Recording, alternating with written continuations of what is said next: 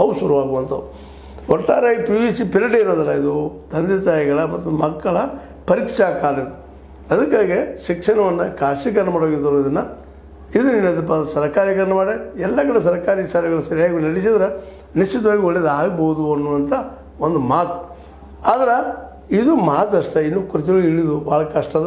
ಯಾಕಂದರೆ ಎಲ್ಲ ಸಂಸ್ಥೆಗಳು ಹೆಚ್ಚು ಕಡಿಮೆ ಸೈನ್ಸ್ ತರಬೇಕು, ಸಬ್ಜೆಕ್ಟ್ಗಳನ್ನು ಸೈನ್ಸ್ ವಿಷಯಗಳನ್ನ ಹಾಕಿಸ್ಬೇಕು ಅನ್ನೋಂಥ ಕಾಣ್ತಾ ಇದ್ವಿ. ಅದು ಯಾವಾಗ ಆಗ್ತದೆ ಗೊತ್ತಿಲ್ಲ. ಯಾಕಪ್ಪ ಅಂತಂದ್ರೆ ಸೈಂಟಿಫಿಕ್ ಟೆಂಪರ್ ಅನ್ನುವಂಥದ್ದು ಭಾಳ ಅವಶ್ಯದ ಇವತ್ತು.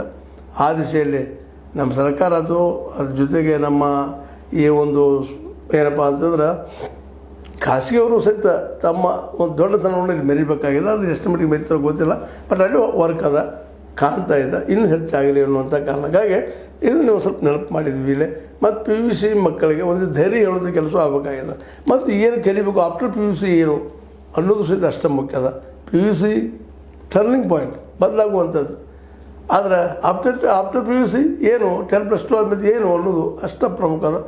ಆ ದಿಶೆಯಲ್ಲಿ ಬೇರೆ ಬೇರೆ ಒಂದು ಏನಪ್ಪ ಕ್ಷೇತ್ರಗಳನ್ನ ಆಯ್ಕೆ ಮಾಡಿಕೊಂಡು ಮಕ್ಕಳು ಬುದ್ಧಿವಂತರಾಗಿ ಹೋಗೋದು ಭಾಳ ಯೋಗ್ಯ ಅನ್ನೋದು ಈ ಸಂದರ್ಭದಲ್ಲಿ ಹೇಳ್ತಾ, ಇದಕ್ಕಿಂತ ಹೆಚ್ಚಿಗೆ ಏನಪ್ಪ ಅಂತಂದ್ರೆ ಈ ಒಂದು ಏನೋ ದ್ವಿತೀಯ ಪಿ ಯು ಸಿ ಅನ್ನುವಂಥದ್ದು ನಿಶ್ಚಿತವಾಗಿಯೂ ಮಗುವಿನ ಅಥವಾ ಮಕ್ಕಳ ಬದಲಾವಣೆ ಕಾಲದಲ್ಲಿ ಪ್ರಮುಖ ಒಂದು ಪಾತ್ರ ವಹಿಸ್ತದೆ. ಅದಕ್ಕಾಗಿ ನಾವು ಮೇಲಿನ ಮತ್ತೆ ಹೇಳ್ತಾ ಇರೋದು ಶಿಕ್ಷಣ ಬಗ್ಗೆ ಒತ್ತು ಕೊಟ್ಟು ಹೇಳೋದು, ಈಗ ಜನನ ಜಾಗೃತ ಆಗಬೇಕಾಗಿದೆ, ತಂದೆ ತಾಯಿಗಳು ಜಾಗೃತ ಆಗಬೇಕಾಗಿದೆ.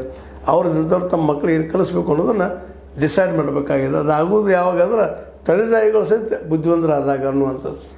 ಏನೂ ಇರಲಿ, ಇಲ್ಲಿವರೆಗೆ ಮಾತಾಡಿದ್ದು ಒಂದೇ ಏನಪ್ಪ ಅಂತಂದ್ರೆ ಇಲ್ಲಿ ಹೇಳುವಂಥದ್ದು ದ್ವಿತೀಯ ಪಿ ಯು ಸಿ ಮಕ್ಕಳ ಜೀವನದಲ್ಲಿ ಒಂದು ನಿರ್ಣಾಯಕ ಅಂತ ಹೇಳ್ತಾ ನನಗೆ ಅನಿಸಿದ ಕೆಲವು ಮಾತುಗಳು ಮಾತಾಡಿದ್ದೀನಿ. ನಿಮಗೆ ಲೈಕ್ ಆಗ್ಬೋದು, ಲೈಕ್ ಮಾಡಿ, ಶೇರ್ ಮಾಡಿರಿ, ಕಮೆಂಟ್ ಮಾಡಿರಿ, ಜೊತೆ ಸಬ್ಸ್ಕ್ರೈಬ್ ಆಗೋದು ನಿಲ್ಲಿಸಿಗೆ ಹೋಗ್ಬೇಡ್ರಿ. ಎಸ್ ಶಿಕ್ಷಣ ನ್ಯೂಸ್ ಅರ್ಥಾತ್ ಏಜ್ ಇರ್ತಾರೆ ನಮ್ಮದು ಸತ್ಯದ ಕೈಗನ್ನಡಿ.